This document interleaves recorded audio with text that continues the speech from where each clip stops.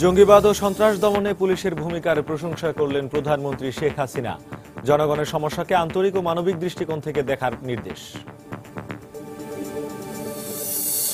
Zia charitable ও Zia orphanage trust দুর্নীতি মামলায় হাজিরা দিতে বেগম জিয়া এখন বকশীবাজারের বিশেষ আদালতে সাক্ষীকে আসামি পক্ষের জেরা। টিউশন ফির উপর ভ্যাট আরোপের প্রতিবাদে আজও রাজধানীর বিভিন্ন বেসরকারি বিশ্ববিদ্যালয়ের সামনে শিক্ষার্থীদের বিক্ষোভ, সড়ক অবরোধ।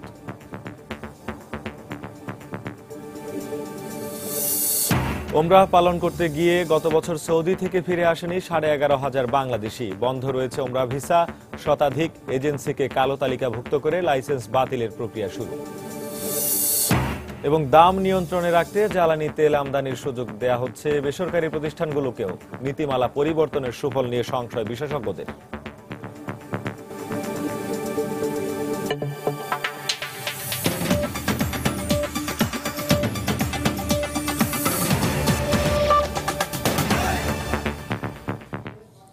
সময় সংবাদের সঙ্গে আছি আমি শেখ জা। জঙ্গিবাদ ও সন্ত্রাস দমনে পুলিশ বাহিনীর ভূমিকার প্রশংসা করেছেন প্রধানমন্ত্রী।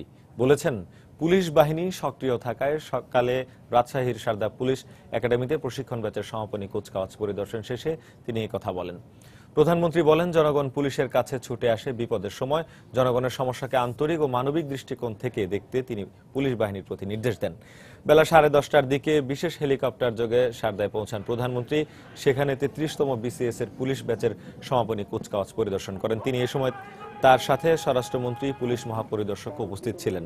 সদ্য প্রশিক্ষণ সমাপ্ত করা পুলিশ কর্মকর্তাদের আন্তরিকতার সঙ্গে কাজ করার আহ্বান জানান প্রধানমন্ত্রী শেখ হাসিনা। দেশে যখনই কোনো অপতৎপরতা হয় তা পুলিশ বাহিনী মোকাবেলা করে থাকে। সেই সাথে সাথে পুলিশকে আমি আন্তরিক অভিনন্দন জানাই যে বাংলাদেশে বিভিন্ন নাশকতা, জঙ্গিবাদ, সন্ত্রাস মোকাবেলা অত্যন্ত দক্ষতার সাথে তারা করে যাচ্ছেন। দুর্ভাগ্য যে কয়েকটি দল মিলে এদেশে যখন সন্ত্রাসী কর্মকাণ্ড চালায়, আগুন দিয়ে পুড়িয়ে মানুষ হত্যা করে, পুলিশ বাহিনী স্ব দায়িত্ব পালন করতে গিয়ে প্রায় 20 জন আইন শৃঙ্খলা রক্ষাকারী সংস্থার মানুষ জীবন দিয়েছে। তার ভিতরে প্রায় 17 জন পুলিশ বাহিনী ছিল যারা জীবন দিয়েছে। তাদের প্রতি আমি শ্রদ্ধা জানিয়ে এটুকু বলবো যে দেশ মাতৃকার জন্য তারা এই অবদান করেছে, তাদের কথা চিরদিন জাতির শ্রদ্ধার সাথে স্মরণ করবে। আমি আশা করি আপনারা জনগণের সমস্যাকে আন্তরিক ও মানবিক দৃষ্টিকোণ থেকে দেখবেন। মৌলিক অধিকার, মানবাধিকার, আইনের শাসনকে সর্বাধিক গুরুত্ব দেবেন। জিয়া অরফানেজ ট্রাস্ট ও জিয়া চ্যারিটেবল ট্রাস্ট দুর্নীতির 2 মামলায় হাজিরা দিতে বকশীবাজারের অস্থায়ী আদালতে গেছেন বিএনপি চেয়ারপারসন বেগম খালেদা জিয়া। এখন সাক্ষীকে জেরা করছেন আসামি পক্ষ। সকাল 9:45টায় গুলশানের বাসভবন থেকে রওনা হন বিএনপি নেত্রী। পরে 11টার দিকে তিনি আদালতে পৌঁছান। সবশেষ গত 3 আগস্ট আদালতে হাজিরা দেন বেগম খালেদা জিয়া। গত 3 সেপ্টেম্বর এই 2 মামলার শুনানির দিন ধার্য থাকলেও স্বাস্থ্যগত কারণে আদালতে যাননি বেগম জিয়া। পরে বেগম জিয়ার আইনজীবীদের উপস্থিতিতে ওই দিন সকাল থেকে দুপুর পর্যন্ত চলে জিয়া চ্যারিটেবল ট্রাস্ট দুর্নীতি মামলার সাক্ষ্য গ্রহণ ও জেরা। সেদিন 3 জন ব্যাংক কর্মকর্তা আদালতে সাক্ষ্য দেন। এদের মধ্যে একজনকে জেরা করেন আসামি পক্ষের আইনজীবীরা।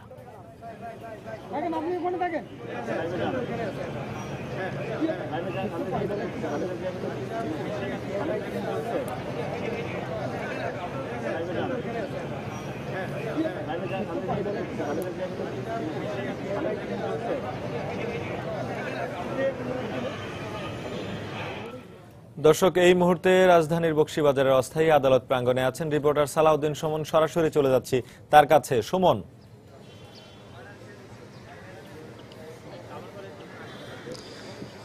বিএনপি চেয়ারপারসন বেগম খালেদা জিয়ার উপস্থিতিতে বকশীবাজারের এই অস্থায়ী বিশেষ জজ আদালতে এখন জিয়া অরফানেজ ট্রাস্ট ও জিয়া চ্যারিটেবল ট্রাস্ট দুর্নীতি মামলার বিচার কাজ চলছে। বিএনপি চেয়ারপারসন বেগম খালেদা জিয়া এই কোর্টে হাজির হয়েছেন 11টার দিকে। এর আগে সকাল 10:30টায় কিন্তু এই কোর্টের কার্যক্রম শুরু হয়ে যায়। শুরু থেকেই এখানে এখন জেরা চলছে। জিয়া চ্যারিটেবল ট্রাস্ট দুর্নীতি মামলায় এ পর্যন্ত মোট 7 জনের সাক্ষ্য গ্রহণ করা হয়েছে। এর আগের তারিখ পর্যন্ত চারজনকে জেরা করা হয়, আসামি পক্ষের আইনজীবীরা জেরা করেন, 3 জনের জেরা বাকি ছিল। আজকে জেরা করা হচ্ছে সকাল থেকেই HM ইসমাইল হোসেন, তিনি পূবালী ব্যাংকের কর্মকর্তা। তাকে বিভিন্ন বিষয় নিয়ে প্রথমেই জেরা করেছেন বিএনপি চেয়ারপারসন বেগম খালেদা জিয়ার আইনজীবীরা। তারা বিভিন্ন খুঁটিনাটি বিষয় জানতে চেয়েছেন যে এই অ্যাকাউন্টের টাকা কিভাবে লেনদেন হয়েছে সেসব বিষয়ে জানার চেষ্টা করেছেন, জিজ্ঞাসাবাদ করেছেন। এরপর পরই কিন্তু এই মামলার আরেক আসামি জিয়াউল ইসলাম মুন্না, তার আইনজীবী এখন জেরা করছেন। এই জেরা শেষেই কিন্তু তাকে জেরা করবেন আরেকজন যে আসামি রয়েছেন মনিরুল ইসলাম, তার আইনজীবীরা তাকে জেরা করবেন। আর আরো যে আরেকজন আসামি, মোট 4 জন আসামি এই মামলায় রয়েছেন। চতুর্থ আসামি হচ্ছেন হারিস চৌধুরী, তিনি কিন্তু পলাতক রয়েছেন, সে কারণে তার পক্ষে কেউ তাকে জেরা করবেন না। আরেকটি বিষয় জানিয়ে রাখি যে আজকে কিন্তু জিয়া অরফানেজ ট্রাস্ট দুর্নীতি মামলার সাক্ষ্যগ্রহণ আগে শেষ হয়ে গেছে। আজকে কিন্তু এটার হাইকোর্টের আদেশের প্রেক্ষিতে আজকে সেটির জেরা অনুষ্ঠিত হওয়ার কথা ছিল। তবে যেহেতু জিয়া চ্যারিটেবল ট্রাস্ট দুর্নীতি মামলার জেরা এখনো শেষ হয়নি, এটার সাক্ষ্যও বেশ কিছুটা বাকি রয়েছে, সে কারণেই আজকে সেটি সম্ভবত অনুষ্ঠিত হবে না। এই ছিল এখানকার সর্বশেষ পরিস্থিতি। জায়েদ। দুর্নীতির 2 মামলায় হাজিরা দিতে বকশীবাজারের অস্থায়ী আদালতে হাজির হয়েছেন বিএনপি চেয়ারপারসন বেগম খালেদা জিয়া। আদালত প্রাঙ্গণ থেকে সেখানকার খবরাখবর জানাচ্ছিলেন আমাদের রিপোর্টার সালাউদ্দিন সুমন। চলে যাচ্ছি পরের সংবাদে। বেসরকারি বিশ্ববিদ্যালয়ের টিউশন ফির উপর ভ্যাট আরোপের প্রতিবাদে রাজধানীর বিভিন্ন বেসরকারি বিশ্ববিদ্যালয়ের সামনে বিক্ষোভ করছেন শিক্ষার্থীরা। সকাল থেকে রাজধানী ধানমন্ডি, আফতাবনগর, বনানী সহ বিভিন্ন জায়গায় নো ভ্যাট অন এডুকেশন ব্যানারে বিক্ষোভ সমাবেশ করেন শিক্ষার্থীরা। এছাড়াও রাজধানীর রামপুরা ইস্ট ওয়েস্ট ইউনিভার্সিটির শিক্ষার্থীরা সড়ক অবরোধ করে বিক্ষোভ করেন। এ সময় তারা সরকার ভ্যাট প্রত্যাহার না করা পর্যন্ত আন্দোলন চালিয়ে যাওয়ার ঘোষণা দিয়েছেন। গতকালও একই দাবিতে বিক্ষোভ করে শিক্ষার্থীরা।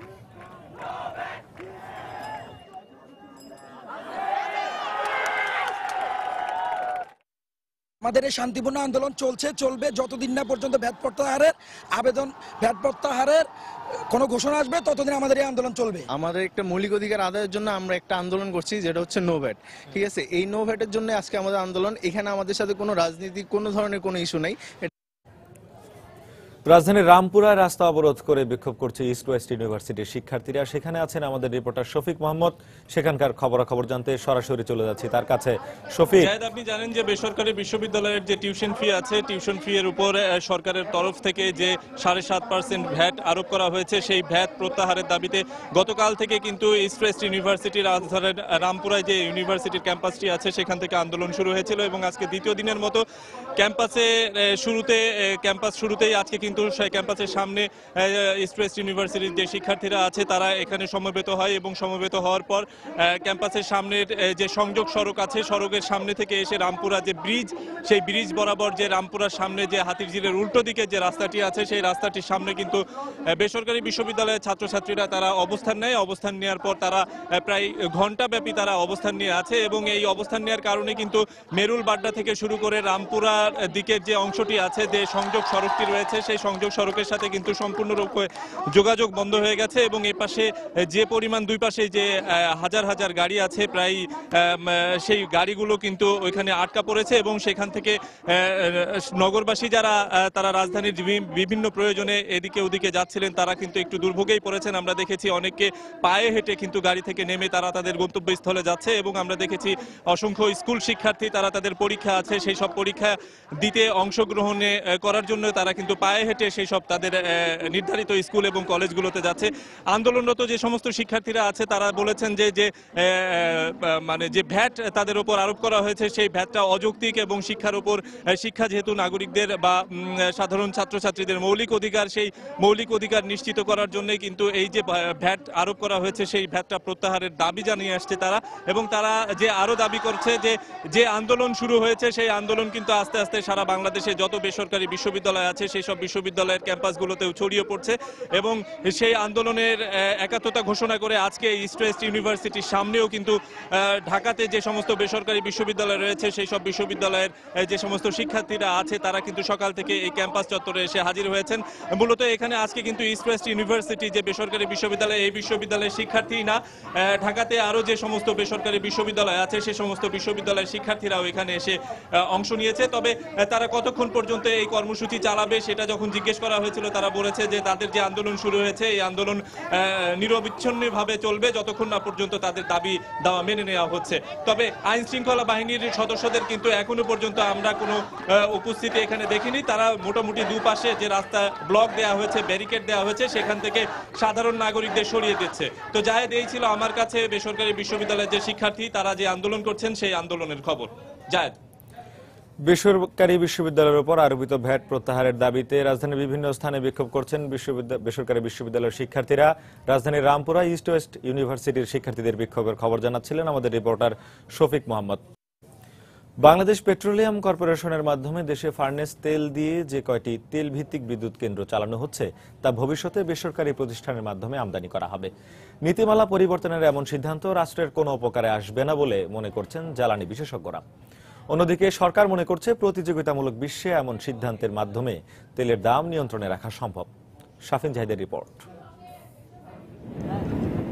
দেশে প্রতি বছর যে পরিমাণ জ্বালানি তেলের চাহিদা রয়েছে তা মূলত বাইরে থেকে আমদানি করে থাকে বাংলাদেশ পেট্রোলিয়াম কর্পোরেশন বিপিসি। কিন্তু এই আমদানির বিষয়ে খুব শিগগিরই তেল গ্যাস উন্নয়নের জন্য নীতিমালা পরিবর্তনের মাধ্যমে ব্যাপক পরিবর্তন আনা হচ্ছে, যার নামকরণ করা হচ্ছে গ্যাস, পেট্রোলিয়াম ও খনিজ উন্নয়ন তহবিল নীতিমালা নামে। নতুন এমন নীতিতে বিপিসির মাধ্যমে বাইরে থেকে ফার্নেস তেল আনার ক্ষেত্রে সুযোগ দেওয়া হচ্ছে বেসরকারি প্রতিষ্ঠানগুলোকেও। যদিও সরকার আগে থেকেই প্রায় 15টি প্রতিষ্ঠানকে তেলভিত্তিক বিদ্যুৎ। দুঃখিত দর্শক, আমরা এই রিপোর্টটিতে আবারও ফিরে আসব। গ্যাসের মূল্য বৃদ্ধির প্রেক্ষিতে গণপরিবহনের ভাড়া পুনর্নির্ধারণ বিষয়ে বিআরটিএর সুপারিশমালা পর্যালোচনা সভা শেষে ব্রিফ করছেন সড়ক পরিবহন ও সেতুমন্ত্রী ওবায়দুল কাদের। আমরা সরাসরি চলে যাচ্ছি সেখানে। যে প্রতিক্রিয়া, এটা আমরা দায় এড়াতে পারি না। তখন আমাদেরকে পুনর্নির্ধারণে যেহেতু মালিক শ্রমিকরা আমাদের উপর প্রেশার দেয়, আর প্রেশার দেয় সঙ্গত কারণে। কাজে আমরা আশা করব যে ভবিষ্যতে যেন এইসব ব্যাপারে অন্তত আলাপ আলোচনার দরজাটা খোলা থাকে। আজকে যেমন আমরা সবাইকে ডাকলাম, আমরা ইউনিলেটারালি আমরা তো কিছু করতে পারতাম, কিন্তু আমরা করিনি। আমরা সবাইকে নিয়েই বিষয়টা সিদ্ধান্ত নিয়েছি এবং এমনকি আমি মাননীয় প্রধানমন্ত্রীর সঙ্গেও বিষয়টি আলোচনা করেছি গত রাতে এ ভাড়া সম্পর্কে এবং মিনিমাম ভাড়া এসব বিষয়ে। তিনি কিছু কিছু যাত্রী সাধারণের স্বার্থে কিছু কিছু বিষয়ে তার অবজারভেশন জানিয়েছেন। আমি মালিক শ্রমিকদেরকে সে বিষয়টা বলেছি এবং কনসিডার করতেও তাদেরকে অনুরোধ করেছি। তো যাক, এখন আমরা মোটামুটি সব কিছুই একেবারেই সবারকে খুশি করে করতে পারছি বা করতে পারবো, এটা এখন এই বাস্তবতা এখন আর নেই এখানে। তারপরে আমরা বাস্তবসম্মত সব দিক সামলে একটা ব্যবস্থা বা ভাড়া পুনর্নির্ধারণে একটা সিদ্ধান্ত আমরা নিয়েছি। তো এখানে প্রথমে আমি আসছি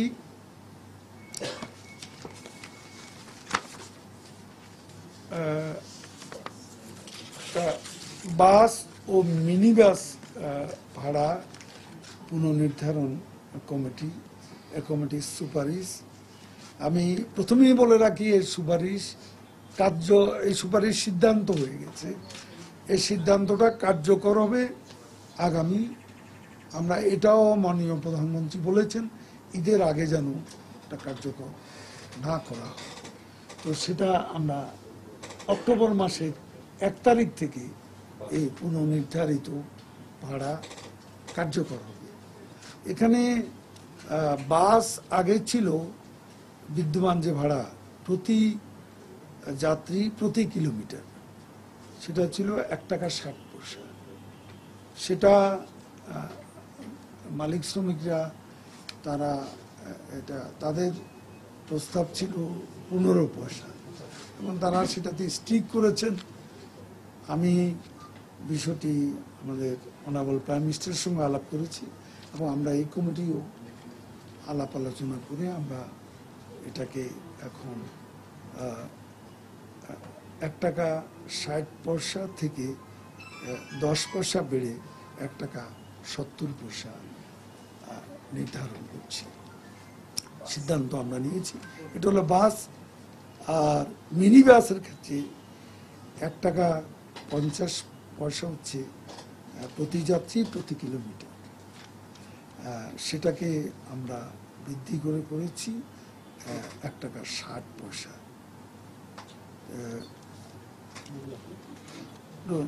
ঢাকা, নারায়ণগঞ্জ, মুন্সিগঞ্জ সর্বনিম্ন যে ভাড়া, এটা কোন জায়গায়?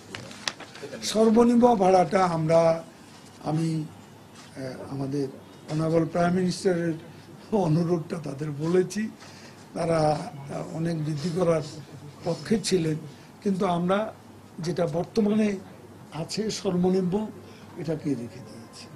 এটাই আমরা সিদ্ধান্ত নিয়েছি। 5 টাকা 60 টাকা, বাস 5 টাকা, বাস হলো 60 টাকা, মিনি বাস হলো 5 টাকা। এটাই আমাদের সিদ্ধান্ত। এটা গেল বাস মিনি বাসের।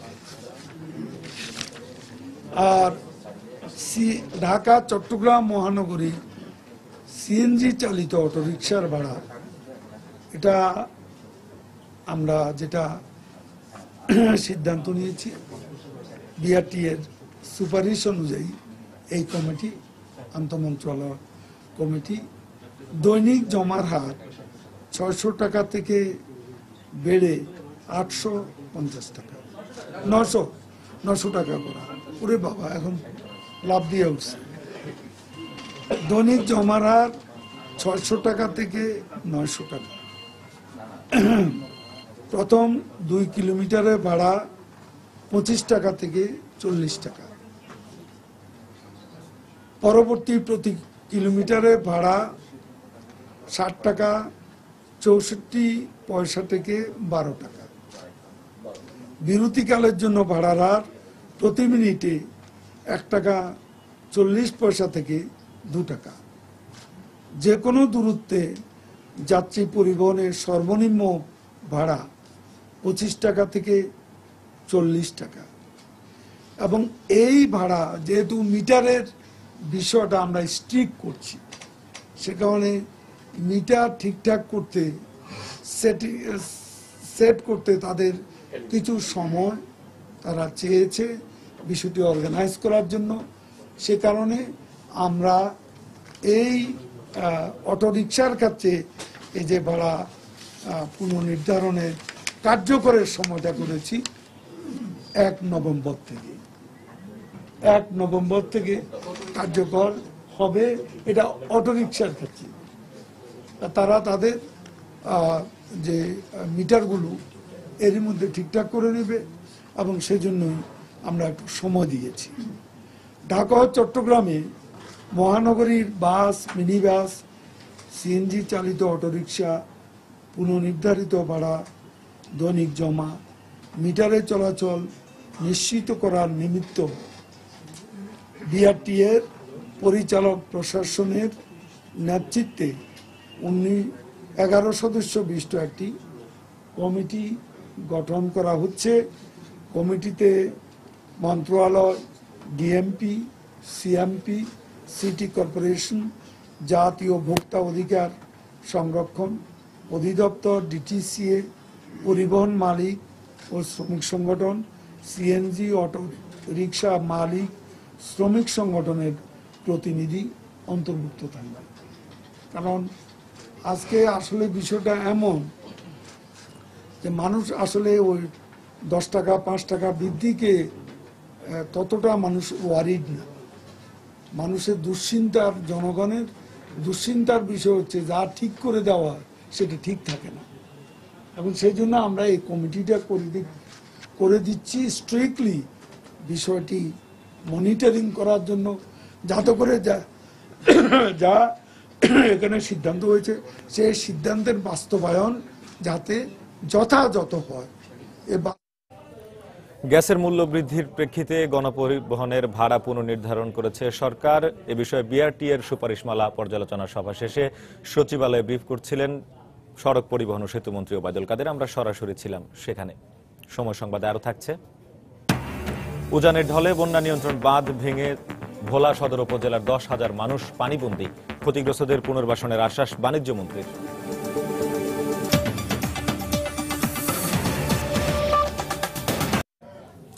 বাংলাদেশ পেট্রোলিয়াম কর্পোরেশনের মাধ্যমে দেশে ফার্নেস তেল দিয়ে যে কয়টি তেল ভিত্তিক বিদ্যুৎ কেন্দ্র চালানো হচ্ছে তা ভবিষ্যতে বেসরকারি প্রতিষ্ঠানের মাধ্যমে আমদানি করা হবে।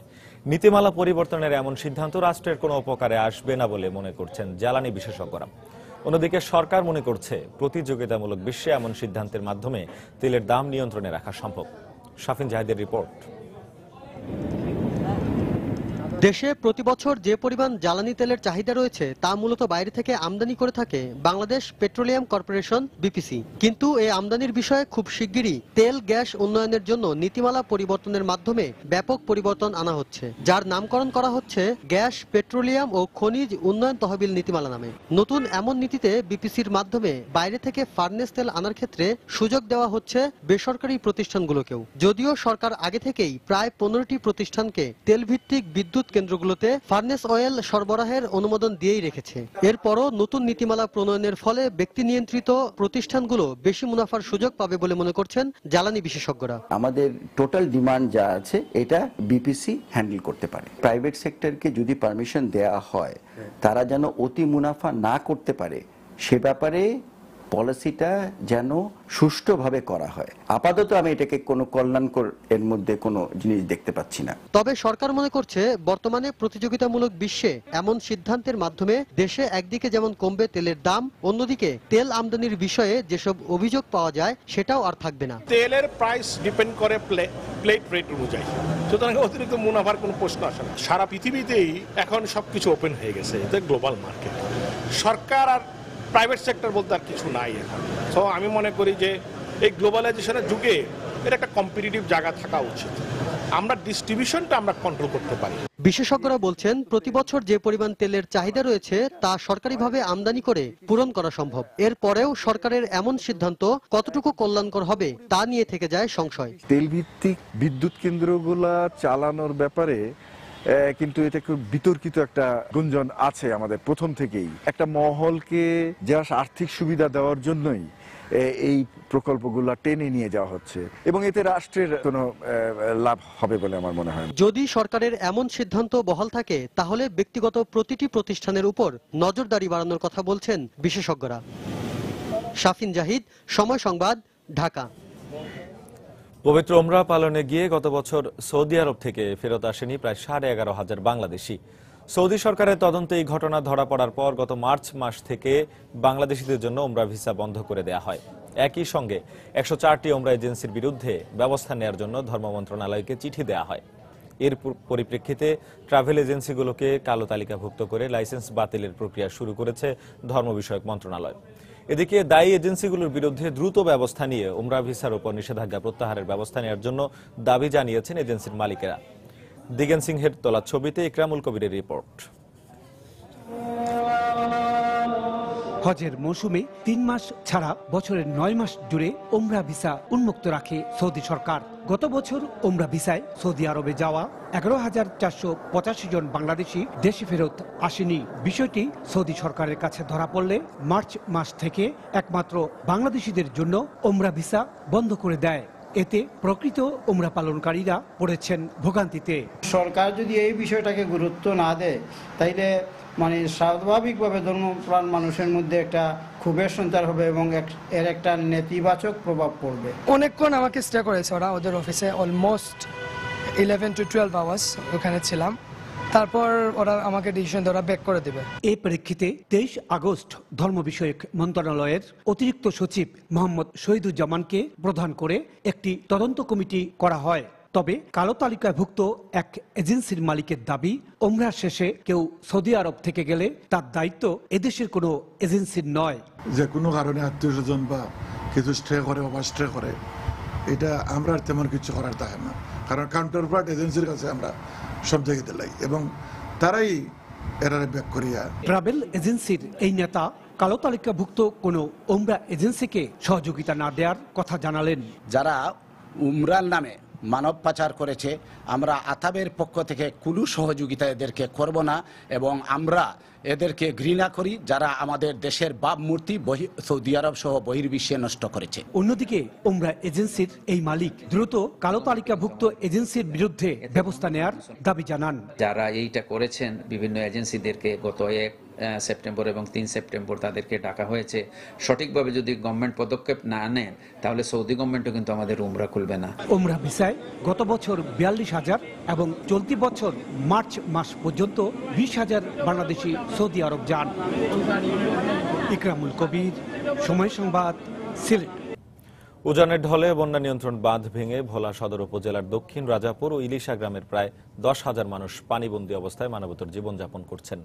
ক্ষতিগ্রস্তদের অনেকেই আশ্রয় নিয়েছেন বেড়িবাঁধ ও পার্শ্ববর্তী এলাকার রাস্তার পাশে। অবশ্য ঝুঁকিপূর্ণ বাঁধ সংরক্ষণ ও বিকল্প রিং বাঁধ নির্মাণের কাজ চলছে বলে জানিয়েছে পানি উন্নয়ন বোর্ড। এদিকে ক্ষতিগ্রস্তদের পুনর্বাসনে ব্যবস্থা নেওয়ার কথা জানালেন বাণিজ্য মন্ত্রী তোফায়েল আহমেদ। নাসির উদ্দিন লিটনের পাঠানো তথ্য, উৎপল দেবনাথের ছবি নিয়ে ডেস্ক রিপোর্ট। উজানের পানির চাপে গত 15 দিনে মেঘনার তীব্র ভাঙনে ভোলা সদর উপজেলার দক্ষিণ রাজাপুর ও ইলিশা গ্রামের 800 ঘরবাড়ি বিলীন হয়ে গেছে। অনেকেই আশ্রয় নিয়েছেন বেড়িবাঁধ ও রাস্তার পাশে। গত পূর্ণিমার জোয়ারে মেঘনা পাড়ের প্রায় 2 কিলোমিটার বন্যা নিয়ন্ত্রণ বাঁধ ভেঙে 2টি গ্রাম প্লাবিত হয়। এতে পানিবন্দী হয়ে পড়েছে প্রায় 10,000 মানুষ।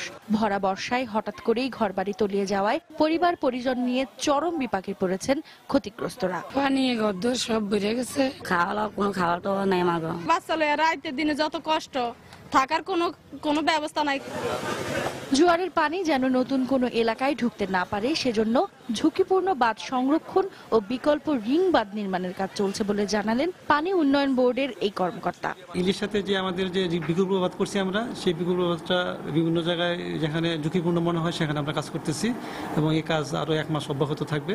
রিং বাঁধটাকে আমরা রক্ষা করতে পারলে ভোলা শহরে পানি ঢোকার সম্ভাবনা থাকবে না। সম্প্রতি ক্ষতিগ্রস্ত এলাকা পরিদর্শনে এসে স্থানীয় সংসদ সদস্য ও বাণিজ্য মন্ত্রী তোফায়েল আহমেদ 700 পরিবারকে পুনর্বাসনের আশ্বাস দেন। প্রত্যেককে 5,000 করে আমরা টাকা দিব এবং চাল দেব 100 টন। তারপরে এদেরকে আমরা পরবর্তীকালে টিন দিয়ে জায়গা দিয়ে আমরা পুনর্বাসনের ব্যবস্থা করব। তবে নির্মাণাধীন রিং বাঁধটি ঝুঁকিপূর্ণ হওয়ায় হুমকির মুখে রয়েছে প্রাচীন জংশন বাজার, ইলিশা ইসলামিয়া কলেজ, গাজীপুর মাদ্রাসা, গাজীপুর মাধ্যমিক বিদ্যালয় সহ 2 ইউনিয়নের লক্ষাধিক মানুষ। সময় সংবাদ, ভোলা। খেলার খবর, টেনিস। ইউএস ওপেনের সেমিফাইনালে উঠেছেন 2 সুইস তারকা রজার ফেদেরার ও স্তানিস্লাস ওয়ারিঙ্কা। এছাড়া মেয়েদের এককের সেমিফাইনাল নিশ্চিত করেছেন সিমোনা হ্যালেপ ও ফ্লেভিয়া পেনেত্তা। তবে বাদ পড়েছেন বেলারুশ কন্যা ভিক্টোরিয়া আজারেঙ্কা। এদিকে মেয়েদের ডাবলসে সারা ইরানি ও ফ্লেভিয়া পেনেত্তা জুটিকে হারিয়ে ফাইনালে উঠেছেন মার্টিনা হিঙ্গিচ ও সানিয়া মির্জা জুটি। 17টি গ্র্যান্ড স্লামের মালিক রজার ফেদেরার কোয়ার্টার ফাইনালে প্রতিপক্ষ রিচার্ড গ্যাস্কের বিপক্ষে শুরু থেকেই ছিলেন আগ্রাসী। ফরাসি টেনিস খেলোয়াড় গ্যাস্কেকে এদিন পাত্তাই দেননি আসরের 5 বারের চ্যাম্পিয়ন ফেডেক্স। 2012-তে শেষ গ্র্যান্ড স্লামের স্বাদ পাওয়া ফেদেরার মাত্র 87 মিনিটে গ্যাস্কেকে হারিয়ে নিশ্চিত করেন সেমিফাইনাল। গ্যাস্কেকে 6-3, 6-3 ও 6-1 গেমে হারান এই সুইস তারকা। এদিকে আরেক কোয়ার্টার ফাইনালের ম্যাচে দক্ষিণ আফ্রিকার কেভিন অ্যান্ডারসনকে হারাতেও খুব বেশি কষ্ট করতে হয়নি আরেক সুইস তারকা স্তানিস্লাস ওয়ারিঙ্কাকে। অ্যান্ডারসনকে 6-4, 6-4 ও 6-0 গেমে হারিয়ে আসরের সেমিফাইনালে ওঠেন ওয়ারিঙ্কা। সেমিফাইনালে 20 বারের মতো ফেদেরারের মুখোমুখি হবেন এই সুইস।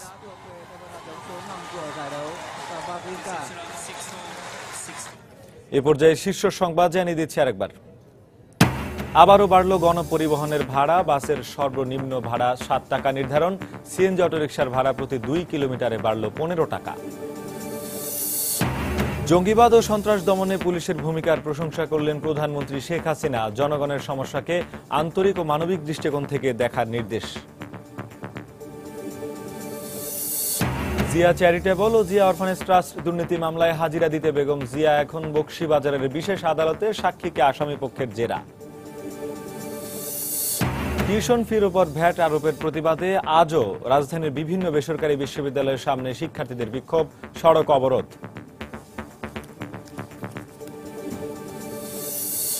এবং ওমরাহ পালন করতে গিয়ে গত বছর সৌদি থেকে ফিরে আসেনি 11,500 বাংলাদেশি। বন্ধ রয়েছে ওমরাহ ভিসা। শতাধিক এজেন্সিকে কালো তালিকাভুক্ত করে লাইসেন্স বাতিলের প্রক্রিয়া শুরু। এই ছিল এখনকার মতো। যে কোনো খবর পেতে ভিজিট করুন সময়নিউজ.tv। যে কোনো বাংলা লিংক, রবি ও সিটিসেল নম্বর থেকে সময় সংবাদের খবর, অনুষ্ঠান সম্পর্কে জানতে এবং যে কোনো তথ্য সময় সংবাদকে জানাতে ডায়াল করুন 16242 নম্বরে। এছাড়া মাত্র পাওয়া খবর মোবাইলে পেতে SMS করুন *SN লিখে পাঠিয়ে দিন 16242 নম্বরে। সঙ্গে থাকুন সময়।